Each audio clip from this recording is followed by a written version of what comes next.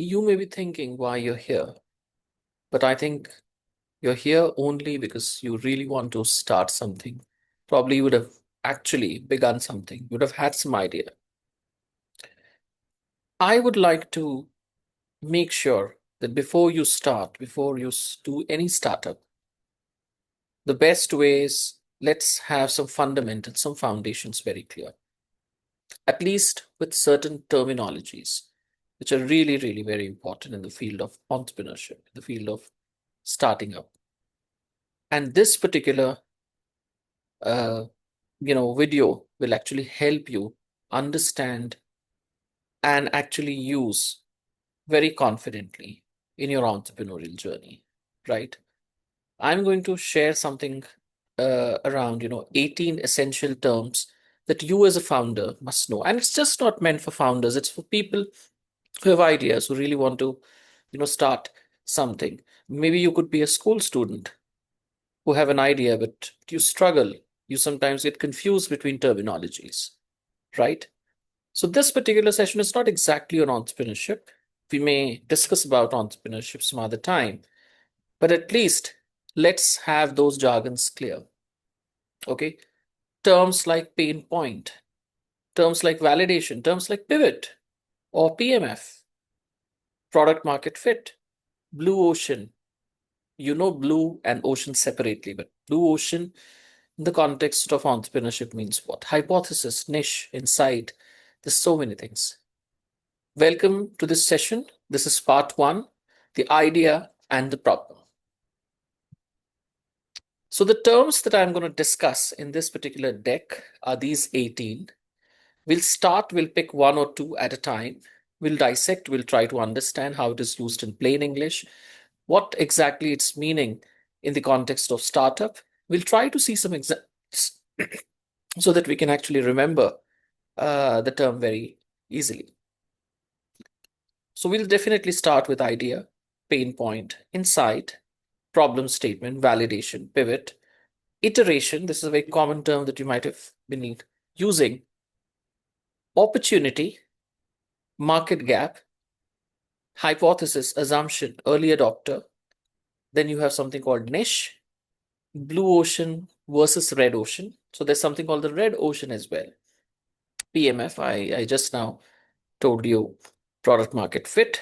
Then there's this term called JTBD, and if you have to expand, it's called jobs to be done. This could be new for many. Vision versus mission.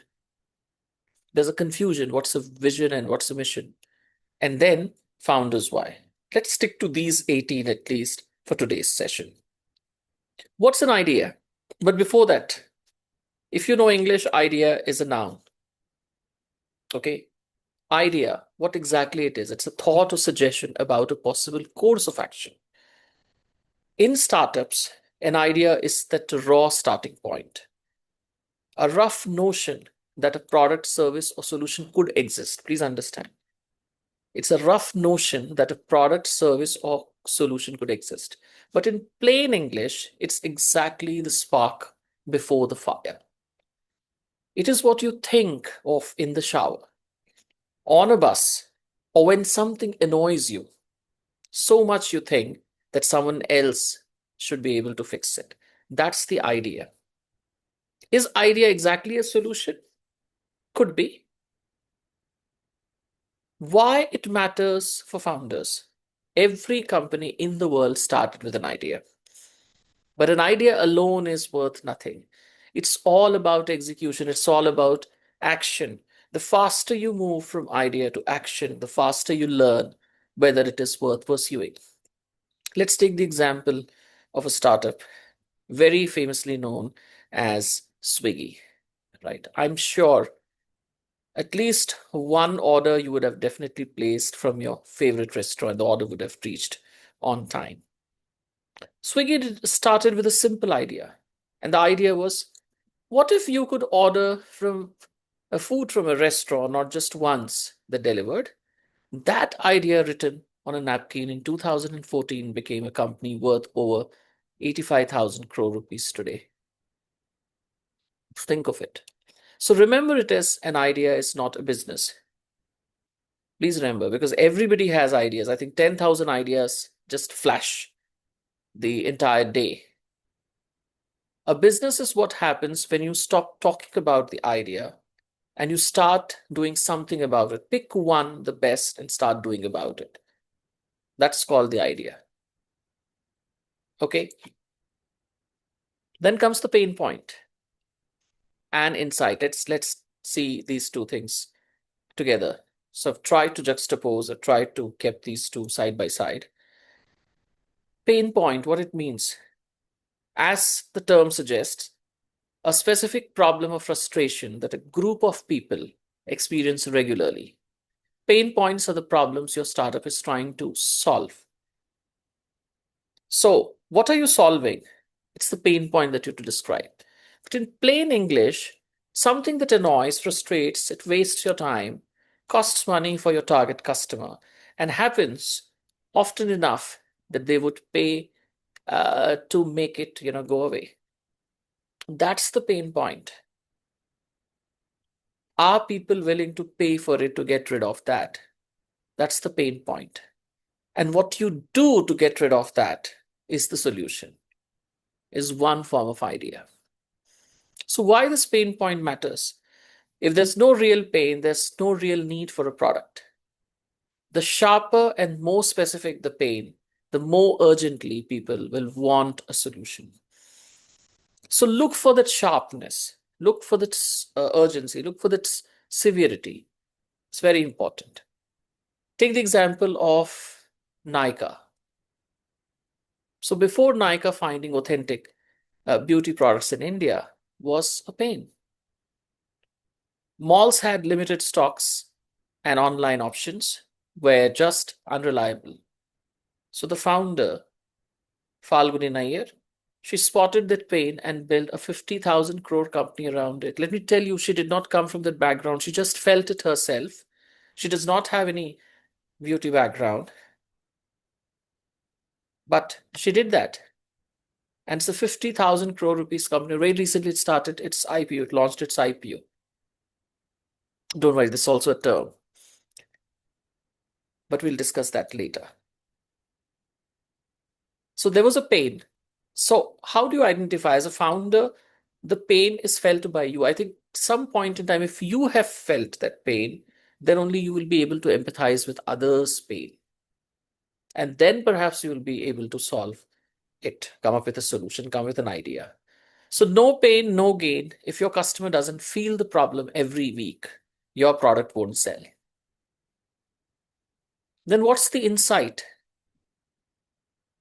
A non-obvious truth about your customer market that most people have not noticed yet. What they might have noticed or found only the fact, but insight is something which is non-obvious truth. And insight goes deeper than a fact. It explains the why behind that behavior. In plain English, insight is what you know that others don't. It's that aha moment when you realize why your customer behaves in a certain way and how a product could change that. So double click it, try to go deeper into that fact, into that pain point, and understand that's the insight.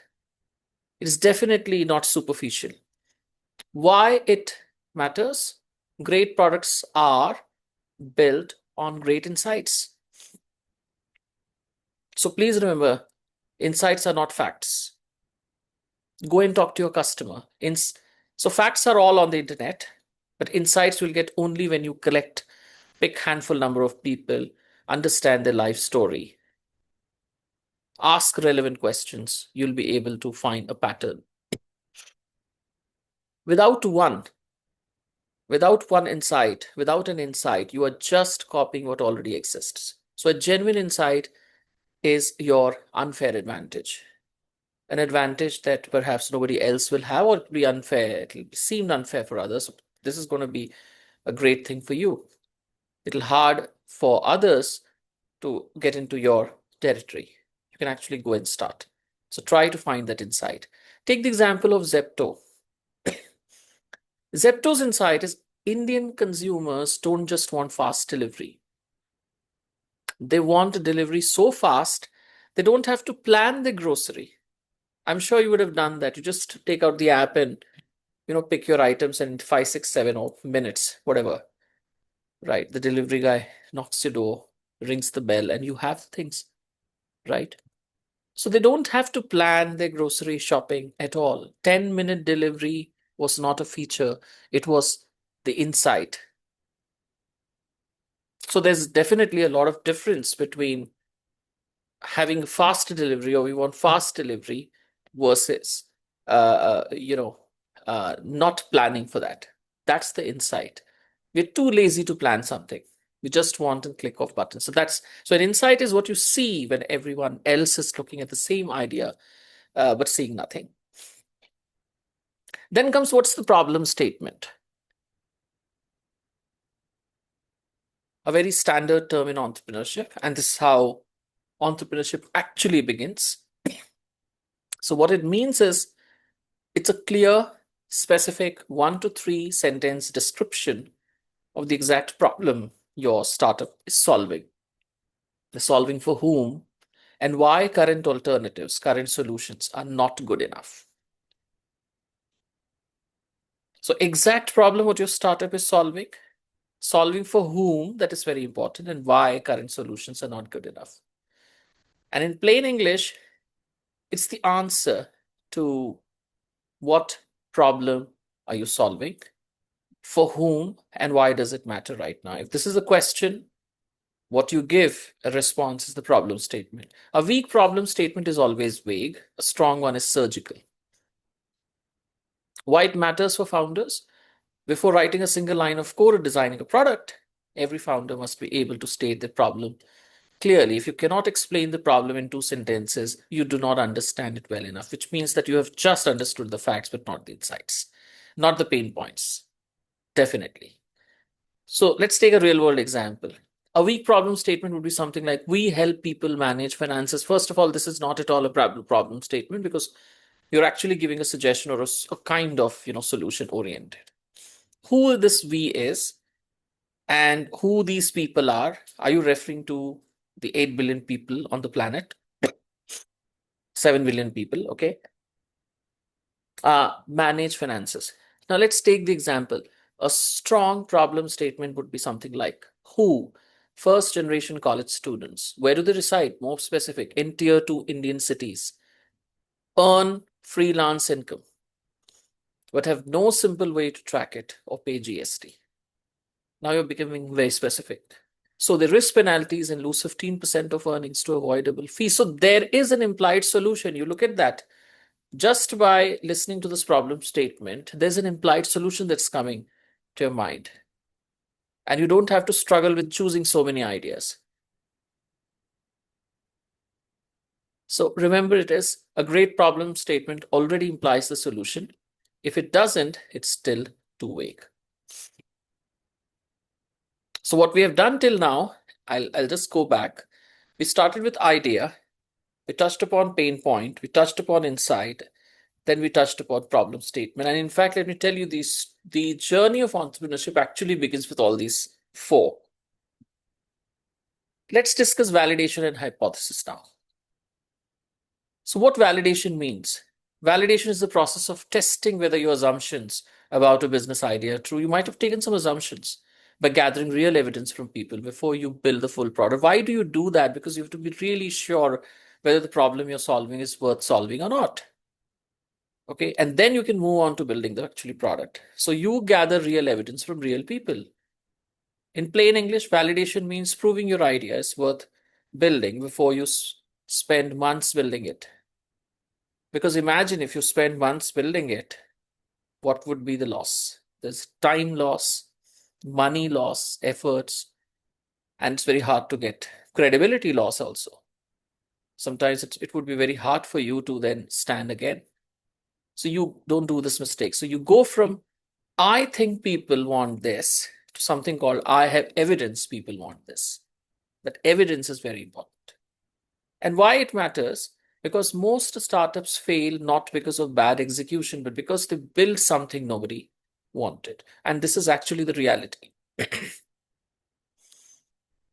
Validation is how you avoid that expensive mistake. In fact, I can give you the percentage, 42%. Some survey has been done, and you just check the internet and you will get. So let's take Dunzo's example, Dunzo app's example. Before building Dunzo's app, Kabir Biswas validated, uh, uh, by running deliveries manually via WhatsApp. If nobody ordered, there was no product to build.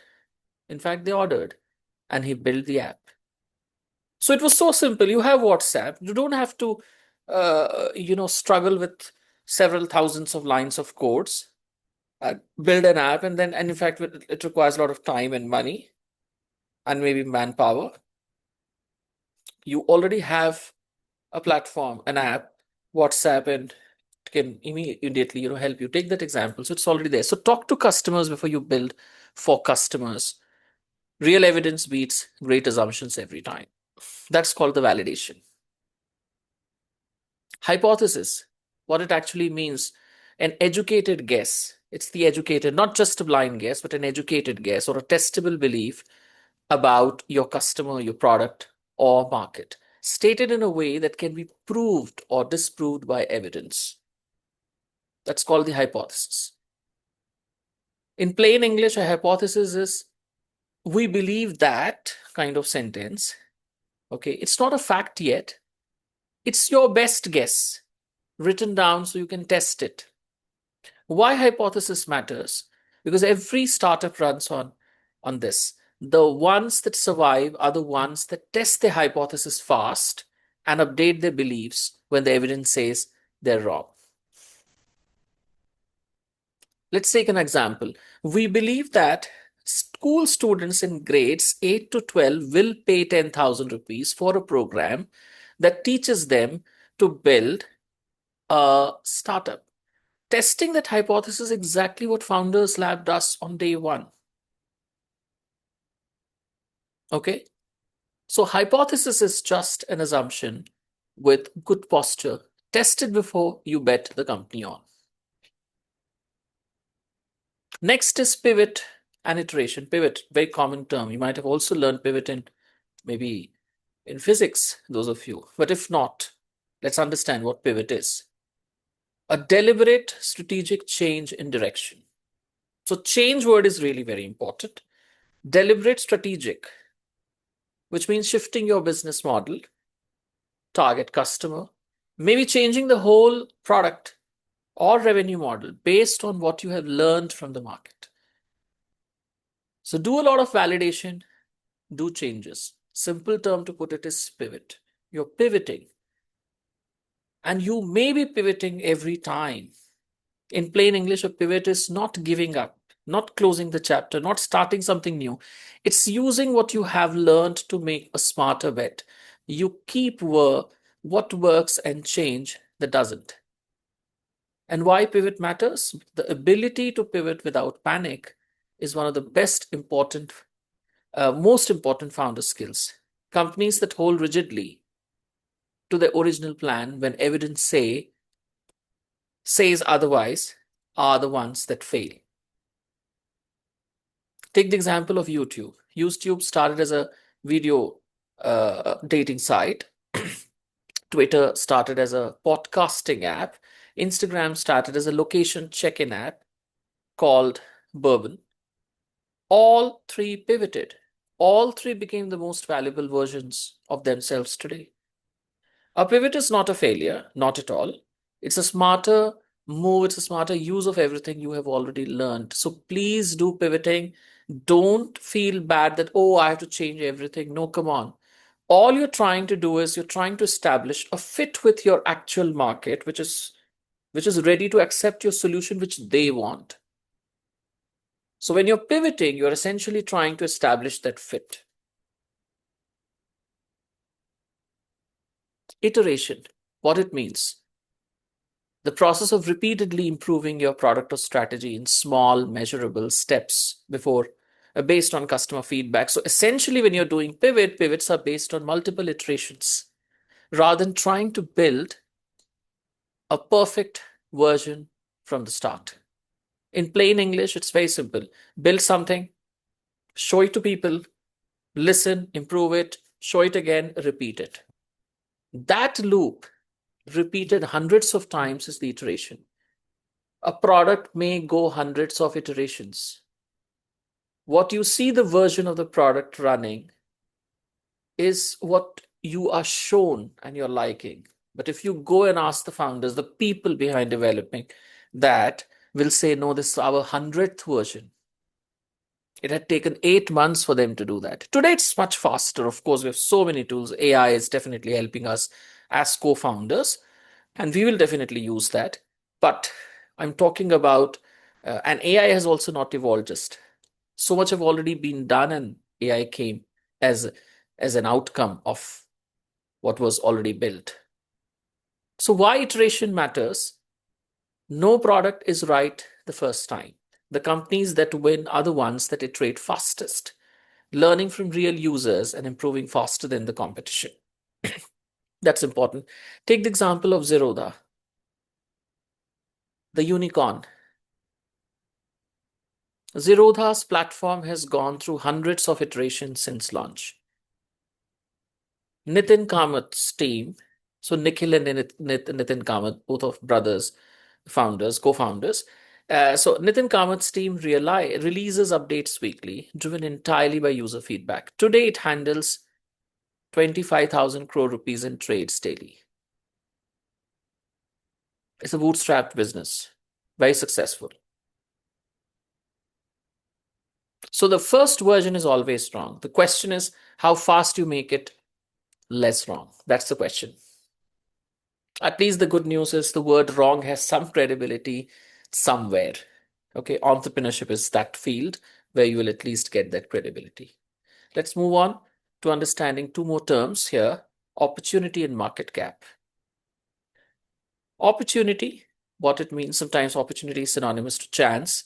So, but in the context of startup, opportunity is a situation in the market where a real customer need exists, but it currently unmet, underserved, or served poorly, creating a gap a new business could fill profitably. So understand market is group of, your customers, right? What is the opportunity there? An opportunity is something that there's a need, but that need is not fulfilled yet. It's underserved, or maybe it is being served in a very poor manner. So there's a fix that's actually required. Okay, so it creates a gap a new business could actually fill profitably. In plain English, opportunity is a problem. Sometimes people say opportunity is a problem. But when I say problem, it's not exactly problem. It's that's a good news for you.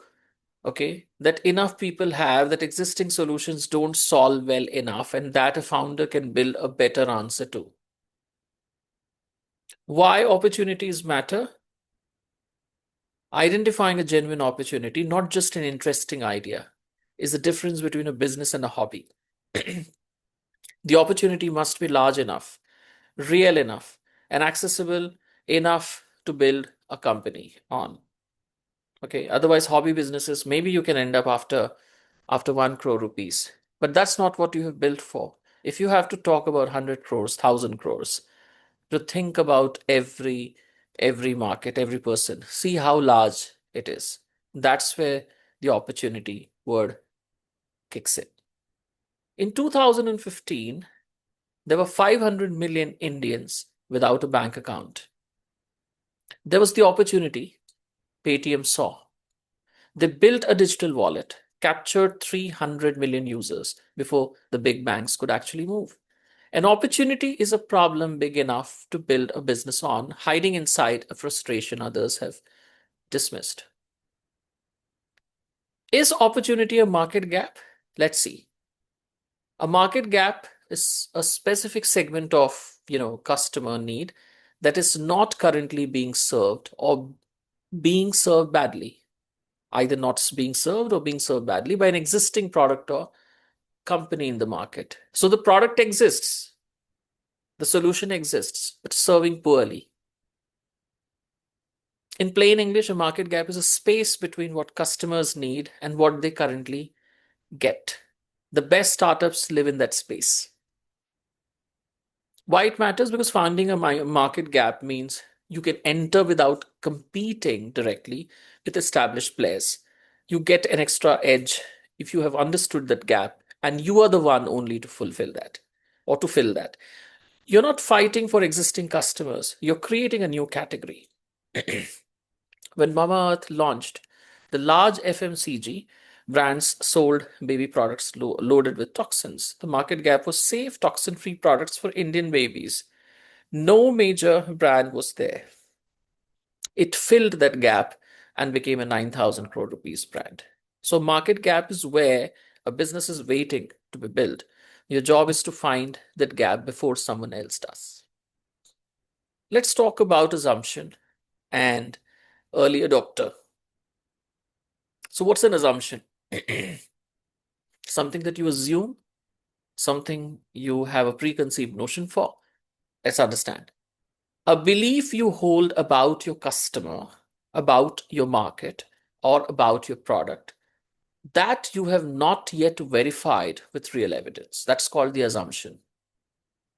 Every startup is built on assumptions. The goal is to test them quickly. If your assumption is wrong before you have launched, or you've launched, an assumption goes wrong, you'll have to pay a huge amount for that. So test it. In plain English, an assumption is something you believe to be true but haven't proved yet. So good founders write their assumptions down and test them. Bad founders pretend their assumptions are facts. And why assumptions are important? Untested assumptions are the number one killer of startups. You build for months based on what you believe. Come on, the market is saying something else. Go and talk to 100 people, 500 people, create survey forms, ask relevant questions. Okay? That's very important. And discover on launch day that you are wrong. Test early, test cheap. So, a student building a study planner app assumed students want structured timetables. Testing showed students actually wanted to track their mood, not their schedule. The wrong assumption would have built the wrong product. So, an assumption is a hypothesis, of course, you haven't tested yet. Every day you don't test it, the risk grows. So, test your assumptions. Early adopter, what it means. So, the first group of customers who try a new product. In fact, there's a product adoption curve. You will study it sometime, some point in time. And it starts with innovators, people who are really, really early. They're the, you can say, the ardent followers of a X product. They will come to the office before the release date and they would really love to explore. But that percentage is very low, 2.5% is kind of. But early adopters is a little big number, 13.5%. And so there has been this has come with the experience of a lot of entrepreneurs over a period of time, and that's why. So these are that first group of customers who will try a new product, usually before it is polished, proven, and popular. And because they have the problem so badly, they cannot wait for a perfect solution. They're the ones that actually help you building your startup in early days. So early adopters are your first believers. They try your rough, imperfect product before the pain is so real. They would rather use something half built than have nothing at all. And this matters because early adopters give you the feedback that shapes your product. They're also your first case studies, referrers, word of mouth engine. Without them, you built in the dark. Let's take an example. The first people to use Ola in 2010 were tech professionals in Bangalore who were sick of unreliable auto rickshaws. They tolerated bugs and manual bookings because the pain was real. The feedback built the product millions use today. Early adopters don't buy a perfect product. They build a solution to the problem, even if it's rough. Then comes the niche. This is how we pronounce it. Niche, it's noun. What it means is, so niche is exactly an opening, a gap, but let's understand what it means in the context of entrepreneurship. It's a small, specific, clearly defined segment of a larger market.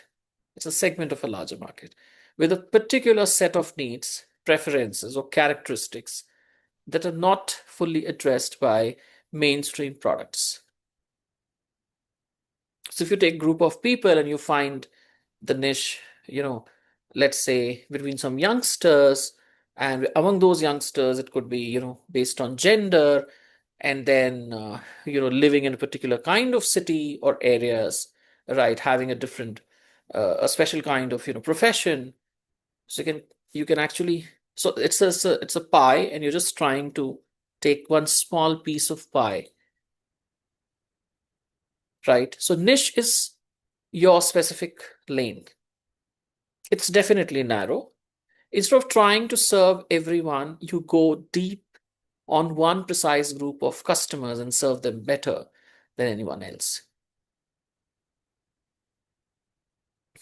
So let's say if you're opening a shop where you're selling footwear, and if your niche is very simple, that it's a mid-premium range, right?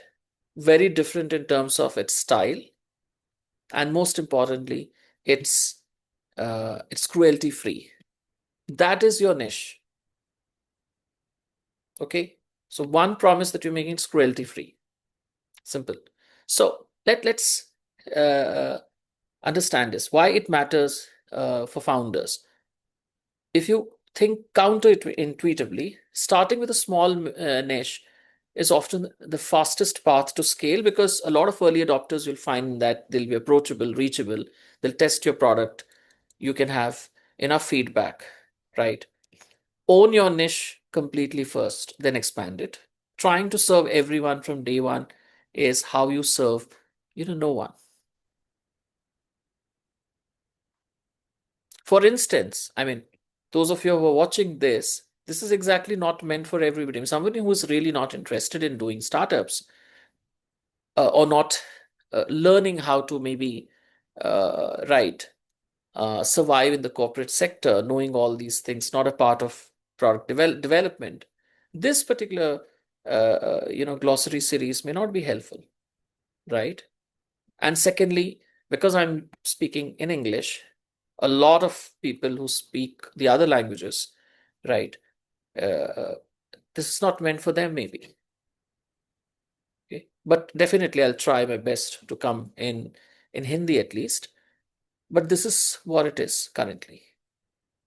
So, real world example: the entire country loves food, but Behrouz biryani, and I'm sure, right, you would be knowing, many of you would be biryani lovers here. Behrouz biryani did not try to sell to everyone.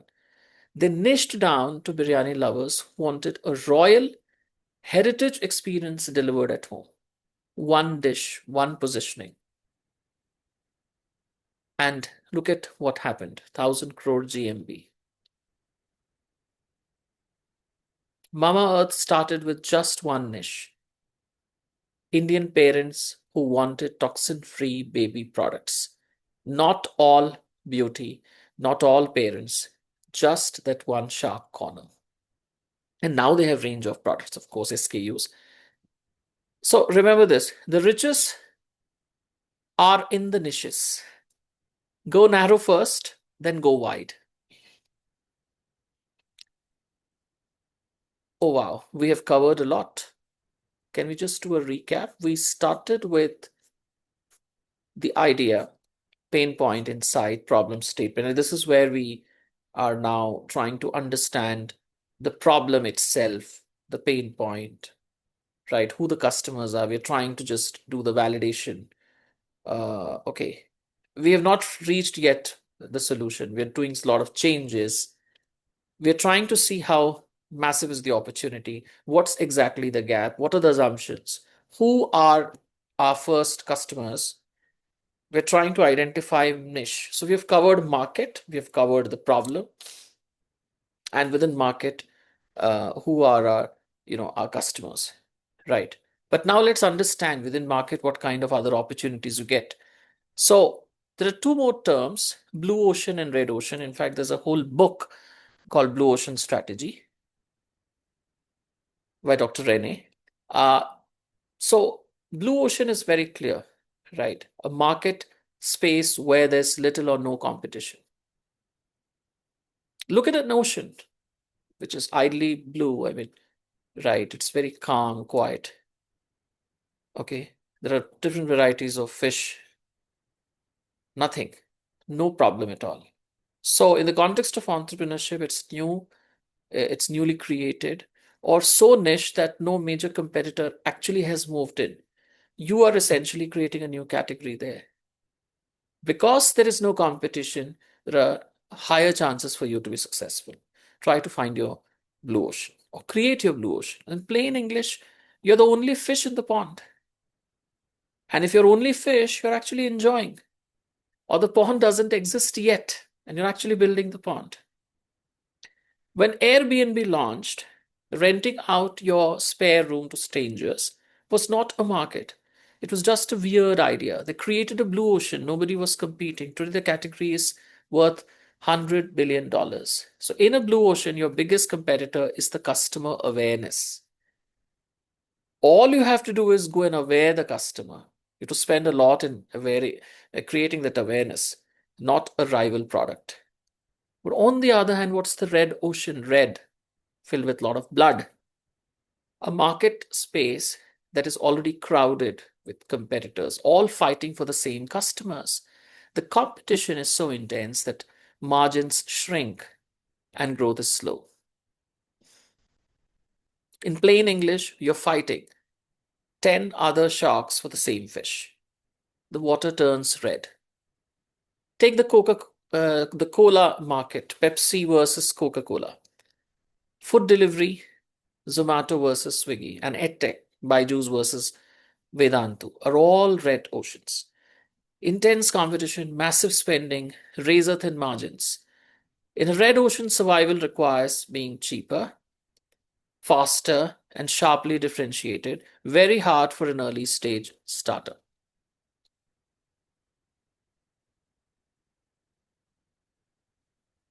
Product market fit. PMF. In short, we call it as PMF. It's actually a noun. You can use it as a term.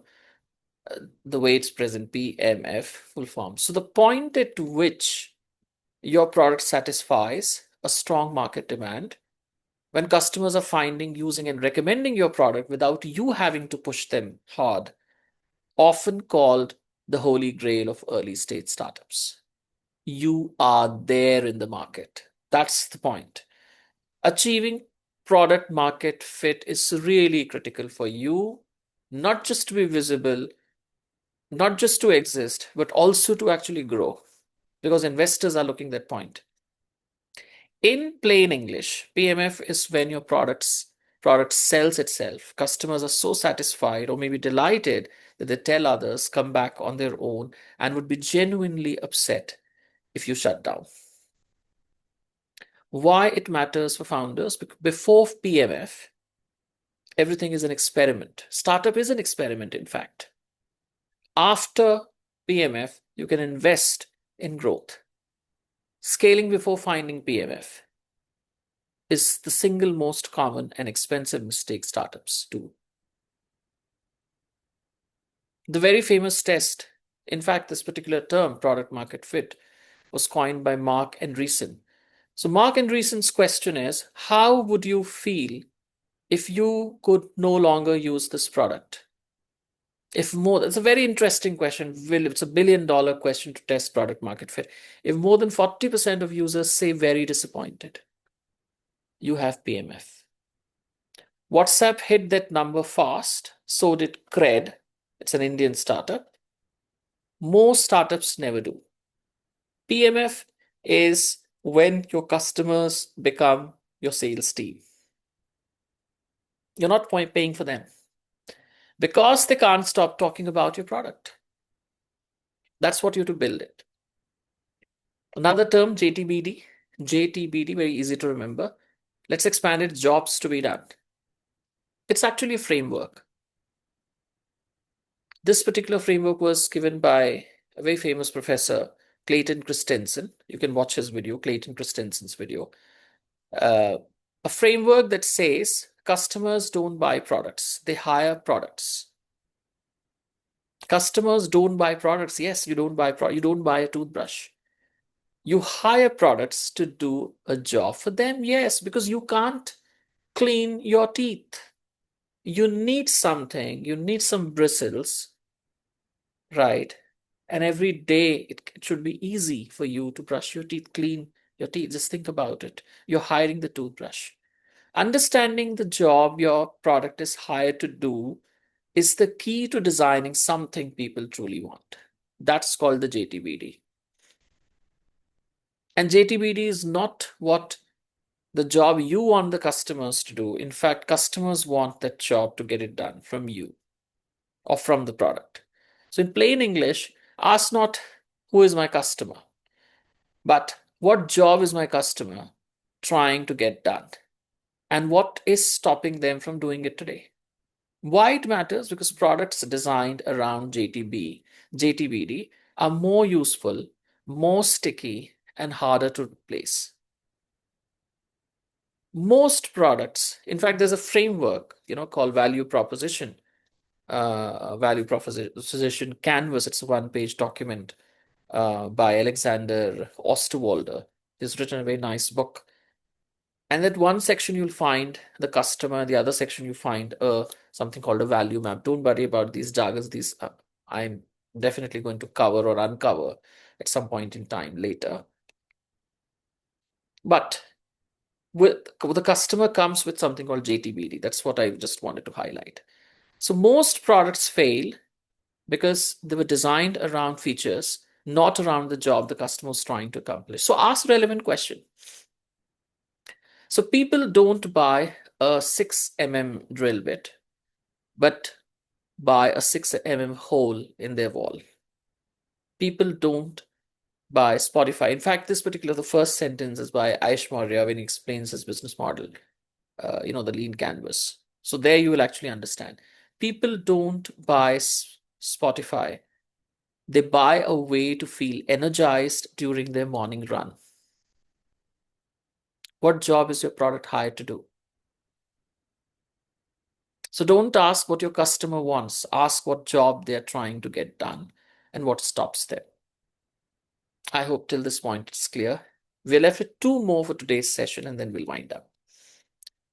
Vision and mission. You go to any company's website, you'll find the vision, mission. In fact, everyone tries to create their vision board, their mission in life. Let's try to understand in the context of entrepreneurship or maybe in general what vision is. Vision is a long-term future, right? State you are working toward. Your why we exist. The question why we exist is the vision. But mission, on the other hand, is a concrete activity you do every day to get there. Okay, what we do and for whom. So a mission may have numbers, a vision may not have numbers. So in plain English, vision is the dream. Okay, most respected technology company in the world. Now, to become most respected technology company, you'll have to clear your debts on time. You have to pay GST on time. You have to serve your customers on time. If there are issues, you have to resolve their issues on time. People will respect you for that. Okay, so think about it. So both are very important. So vision is the dream, mission is the plan. Vision is where you want to go, mission is how you get there today. Why it matters? A clear vision attracts team members, investors, and customers who believe in your direction. A clear mission guides daily decisions and tells the team what to say yes and no to. Google's vision, very simple vision. Organize the world's information and make it universally accessible. The mission, provide people with reliable, comprehensive information when they search. Vision is the dream, mission is the daily work. So vision is your destination, mission is your vehicle. Know both or you will drive fast in the wrong direction. The last term for this session is founders why, and I think it's very clear. It's a noun phrase because there are two words combined and both used as nouns, a noun phrase, founders why. What it means is the personal reason behind why a founder is building their startup. What is founders why? Why is founder building that startup? The deep, often emotional motivation that keeps them going through the failure, rejection, and uncertainty is still right. So, in plain English, what are you the person to solve this problem? Why are you the person to solve that problem? It's very simple. And why only you and not somebody else?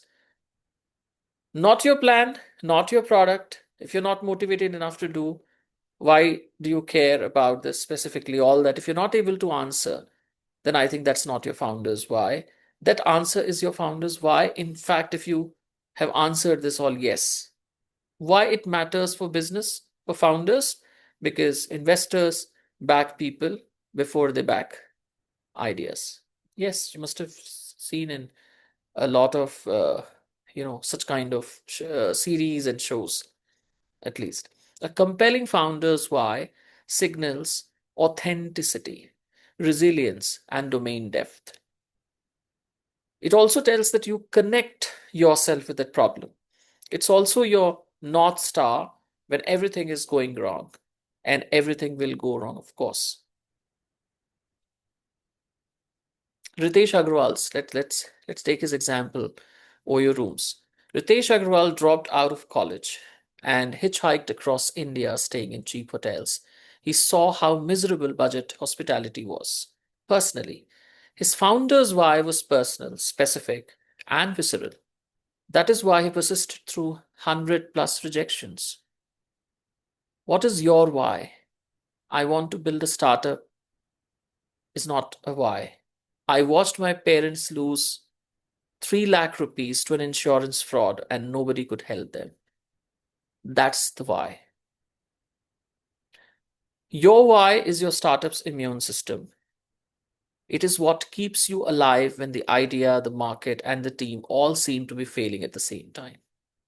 I hope you will remember these 18 terms, and based on your feedback, we'll definitely continue the series. Thank you very much for watching. Do like and subscribe.